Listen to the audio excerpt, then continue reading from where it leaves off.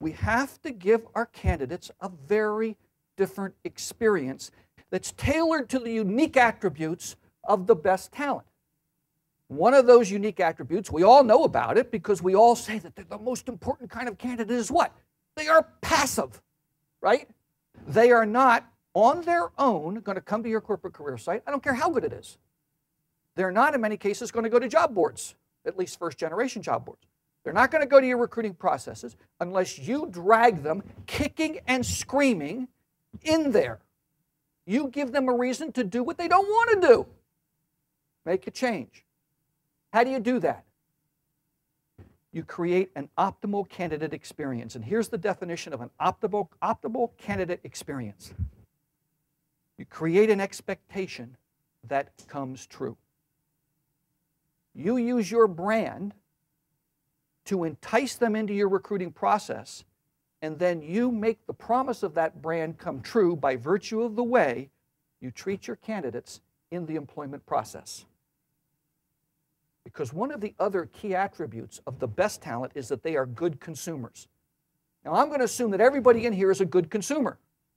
So if I am selling you tires and I tell you I got the best tires in the world, you're going to take my word for it? Of course not. You're going to do some homework. You're going to check out the tire ratings. You might even go and kick the tires, right? Well, the same is true for candidates. Just because you say you're a great place to work doesn't mean they're going to buy you and take you at your word. They're good consumers. If you have a strong enough brand to pull somebody into your recruiting process who doesn't want to be there, then you have to make that experience come true. What does that mean? That means that these good consumers, they want to know what it's like to work in your company. But you can't give them a test drive of employment, so they're going to create a surrogate. And that surrogate is your recruiting process.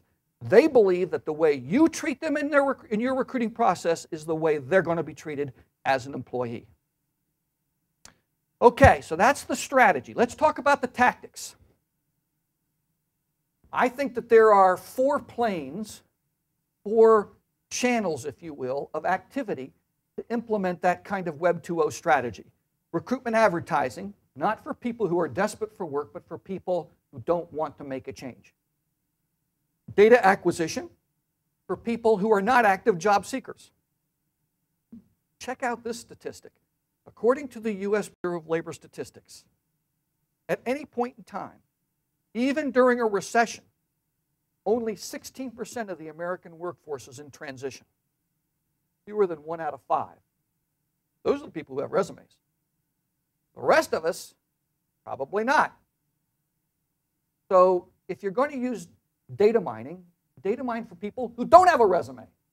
We've got to figure out how to do that. And then finally, look. Did you watch what was happening in here this morning when everybody came in? Recruiters are social animals. It's tough to get you to stop talking to each other. Okay? You're in this business because you like people. All right? And if I put 100 of you in a room and I said, what is the single best way to connect with top talent? I'll bet you 99 of you would say, networking. But here's the rub. Networking in the real world, very time-consuming.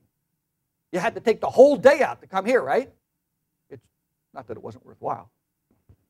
Sorry, Andy. And it is very labor-intensive. So I'm not saying don't do that. That's important stuff. But what I am saying is let's take advantage of the power of the web to network productively, to build relationships not one-on-one, but one-on-many. Relationships built on familiarity and trust so that we can actually break through to people who don't want to make a change. And then the foundation to all of that is your corporate career site. And you're going to hear from some of the best corporate career site makers in the world here from Hodes today. I'm going to give you just a hint or two about some principles.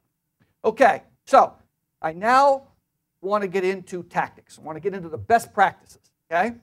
And for this particular segment of my presentation, there's one overriding theme that's going to guide everything that I talk about. And I need a volunteer to help make this point. Thanks for volunteering. Hi, Jason. How are you? Come on up. I promise this is not going to hurt. Okay, how you doing? Good. Good. Well, let's go up front here so everybody can see us. Where are you from, Jason? Visiting nurse service, okay? Just stand right here next to me. Okay. What are the differences between Jason and me? None, huh? Sorry? Hair. Had to start there.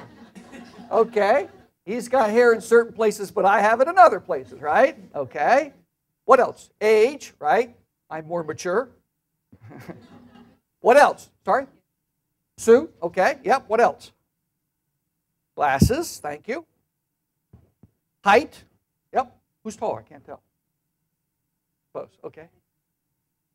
Eye color, okay. Yeah, you could tell that from there. Wow, good eyes.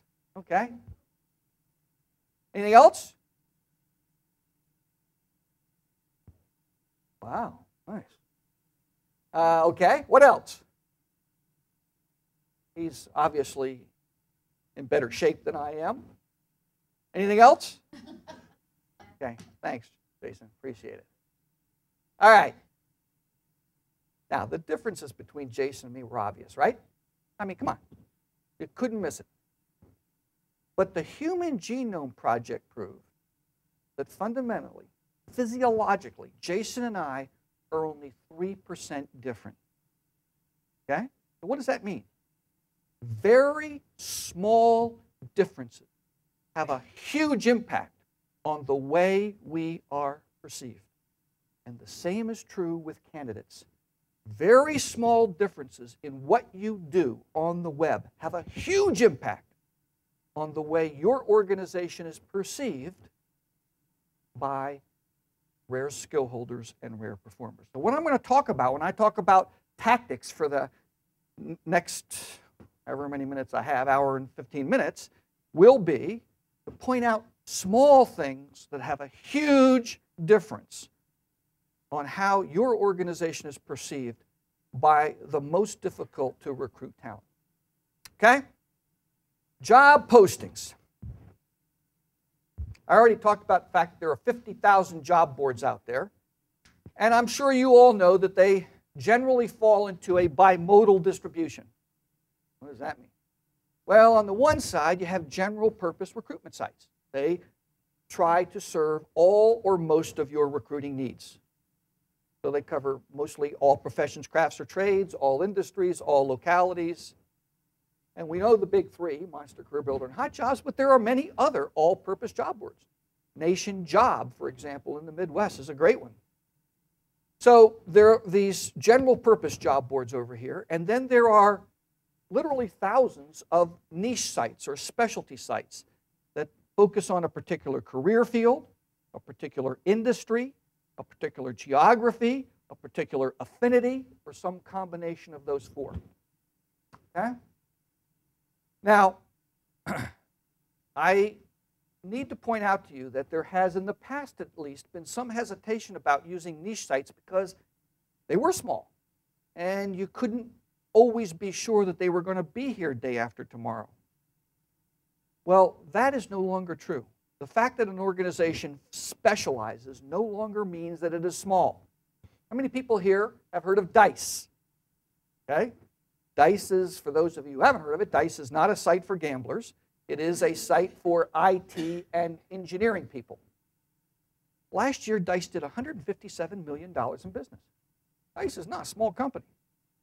Publicly traded. How many people here have heard of Jobbing? Okay? Jobbing is a site, there is a job board network that focuses on specific geographies. They're only in 7 states in the US. Last year they did over $50 million. And then there is a site that you don't even think of as a job board at all, yet last year they did over $40 million at $75 a pop in just 3 cities. Craigslist. Okay? So small, I should say focused, specialized, niche no longer means small. So here's my suggestion.